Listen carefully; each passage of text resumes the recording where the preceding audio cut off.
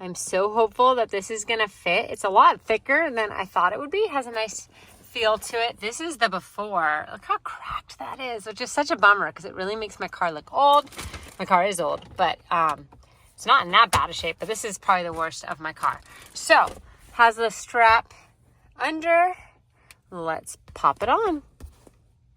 Snugly fit right over it. This was very stretchy, so I'm gonna have to bring it down even lower. Got it to work. Okay, let's see how it looks in the back. It comes with this little pouch here.